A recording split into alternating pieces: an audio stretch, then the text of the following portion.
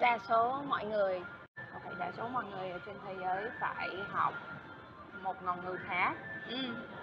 Nhưng mà ít người có thể nói ngôn ngữ đó lưu loát, có thể đạt được một cấp cao trong ngôn ngữ đó. Nên hôm nay mình muốn chia sẻ ý của mình để các đại học ngôn ngữ để có hiệu quả. Bước một là để bạn cần nghe và thấy ngôn ngữ đó nhiều trước khi bắt đầu nói. Kiểu như là để làm quen ngôn ngữ có gì trong, có kiểu như là để hiểu sơ sơ về ấm ấm của ngôn ngữ đó, và kiểu ngôn ngữ đó, kiểu người bản xứ nói ngôn ngữ đó.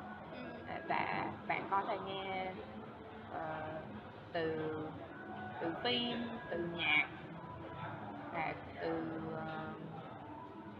nhưng mà lại tốt nhất là từ người bản xứ. Nếu có thể tới nơi có người nói ngôn ngữ ấy. Và trong khi thời gian đang quan sát, kiểu như là thời gian đó là một thời gian để quan sát ngôn ngữ đó. Và trong khi thời gian đó, bạn cũng cần bắt đầu học từ vựng đơn giản, có ích. Ví dụ là số, con số,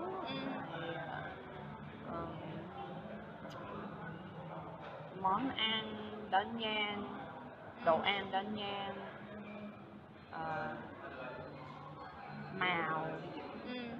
Và nhưng mà học kiểu như là để nhận ra, để nhận ra, để đọc thôi, nhưng mà là không liên quan với nói. Chưa liên quan với nói. Và bởi vì chắc chắn là đây là vẫn còn rất là sớm, và chắc chắn là bạn chưa biết kiểu để phát âm rõ. Và nếu bạn thử đọc và nói và tập sai, phải phát âm sai nhiều lần, thì sau đó phải học lại với một giáo viên khác. Nên đó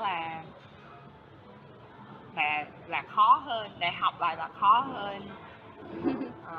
Bởi vì phải kiểu như là phải quên và học lại. Nên học để nhận ra trên giấy thôi. Và bạn cũng cần nếu có đủ tiền để thuê một bạn sử làm gia sư với mình, thì đó là kiểu tốt nhất để học. Bởi vì là họ có thể sửa lại nhiều kiểu phát âm, và cũng có thể chuẩn bị bài phù hợp với bạn. Nếu có một gia sư thì mỗi bài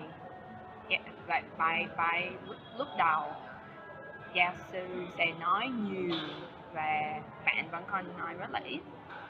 Ví dụ là mỗi bài có thể học mấy câu có ít thôi, và xong có thể đi. Và sau bài đó, sau khi học xong thì nếu bạn ở nước đó rồi, thì bạn có thể đi ra đường và tập và thử nói cấu trúc ấy với một người bạn xứ. Nhưng mà nếu vẫn còn ở nước của mình thì chắc là cũng có thể gặp một người online, hay gặp một người từ nước của mình là biết ngôn ngữ đó để tập nói. Nhưng mà là lúc đó là cấu trúc có ích thôi, kiểu như là ghi nhớ cấu trúc có ích thôi để bắt đầu nói một chút thôi. Nhưng mà trong thời gian này là vẫn còn, đó là để nói như vậy là không liên quan với đang nói lưu loát, đó là để học như vậy là để coi như là động viên mình để học tiếp, bởi vì là có thể có mấy câu trục có ích để dùng rồi bằng ngôn ngữ, nhưng mà chắc chắn để nói lưu loát và để nói kiểu như bản xứ phải chờ lâu và phải chờ một thời gian lâu để nghe và hiểu nhiều hơn trước khi có thể nói ra ý của mình. Nên sau khi học kiểu với mình học kiểu như nghe trong bài, mình nghe nhiều hơn mình nói. Khoảng 2 tháng. 2 tháng. Kiểu như là gia sư của mình là nói nhiều trong bài học và mình nghe nhiều và nói ít. Nhưng mà em vẫn còn đi ra ngoài và tập giao tiếp bằng câu trục có ích, ví dụ là bạn tên gì, lấy cho tôi một cái gì đó, kiểu như là câu trúc đơn giản có ích. Em vẫn còn tập nói trên đường, nhưng mà là chưa tập nói, chưa tập gì nữa, và chưa học ngữ pháp đâu, chưa bao. Nên đến khi tới tháng 3 hay tháng 4 thì mình bắt đầu học một kiểu để là thử nói ý của mình với những từ vựng em đã nghe rồi và thấy rồi, đã nghe gia sư nói, đã nghe trên đường và đã học rồi, để thử nói ý của mình. Mặc dù ngữ pháp lúc đó là không chuẩn đâu, là có nhiều điều sai, nhưng mà nếu gia sư của mình có thể hiểu mình muốn nói gì thì gia sư sẽ sửa lại với mình, kiểu như là mẹ sửa lại với em bé. Nên ngày càng em tập như vậy, và kể kiểu kể chuyện, hay kiểu ví dụ là gia sư sẽ đọc một câu chuyện xong là em sẽ nhìn hình của câu chuyện ấy và thử kể lại đơn giản, hạ kể. Nếu không có thể kể lại một câu thì vẫn còn có thể nhận ra nhấn bởi thời gian từ, và cũng có thể nói với gia sư, và xong rồi gia sư sẽ giúp mình kể lại với những từ em chưa nhớ hay chưa biết. Và đã em học như vậy khoảng 2 tháng nữa. Rồi và trong 2 tháng đó thì học như vậy, mình thấy ngày càng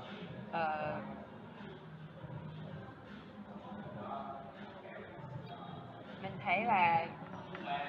thấy mình nói xin lỗi, mình thấy mình nói lưu loát nhiều hơn, và mình có thể và tự tin của mình trong ngôn ngữ, mà còn trong ngôn ngữ tiếng Việt là bắt đầu tăng lên, bởi vì mình có thể tự nói ý của mình. Mặc dù là em chưa hiểu ngôn ngữ, em chưa hiểu ngữ pháp của tiếng Việt, nhưng mà mình vẫn còn có thể dùng cấu trúc đơn giản để cho người ta hiểu ý của mình. Và sau khi mình có thể nói như vậy thì mình mới bắt đầu học ngữ pháp, bắt đầu học ngữ pháp để sửa lại và để hiểu rõ hơn là đó là tại sao cấu trúc này có like, từ trong cấu trúc này có thứ tự đó, thứ tự như đó. Và nên là đó là làm cho bởi vì mình đã tập nói trước khi tập học ngữ pháp, thì khi học ngữ pháp mình thấy là học ngữ pháp là có ích hơn và dễ hiểu hơn, bởi vì là mình đã dùng ngữ pháp đó mặc dù mình chưa học luật đó. Nên dễ hiểu hơn. Nên mình cũng suy nghĩ là mọi người đều cần học nói trước khi học viết, hay học kỹ về ngữ pháp. Từ đó phải sau khi bắt đầu học ngữ pháp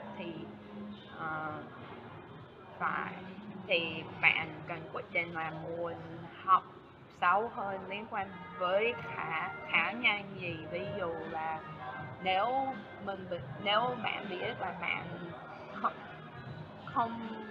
không nói nhiều nhưng mà là cần biết là viết nhiều hơn, thì bạn có thể học kiểu viết hay hơn viết sâu, vậy có thể học sâu hơn liên quan với viết. Hay nếu bạn biết là không viết nhiều nhưng mà là sẽ giao tiếp trực tiếp với bạn sử nhiều hơn, thì bạn có thể học sâu hơn về giao tiếp và nghe. Nên từ đó lên lại học tiếp là tùy vào bạn muốn học gì, nhưng mà là lúc đầu 6 tháng đầu thì ý của mình là 6 tháng đầu một người học một ngôn ngữ mới,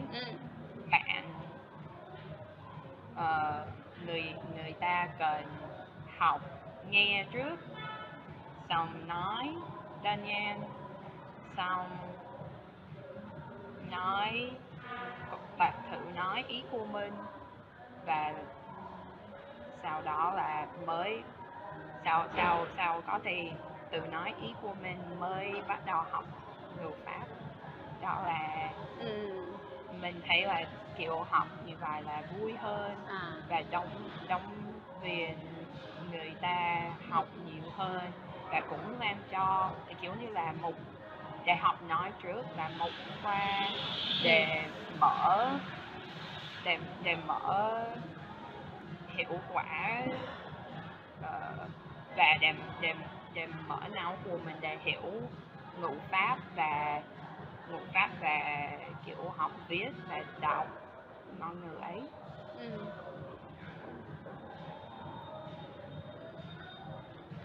Hết rồi.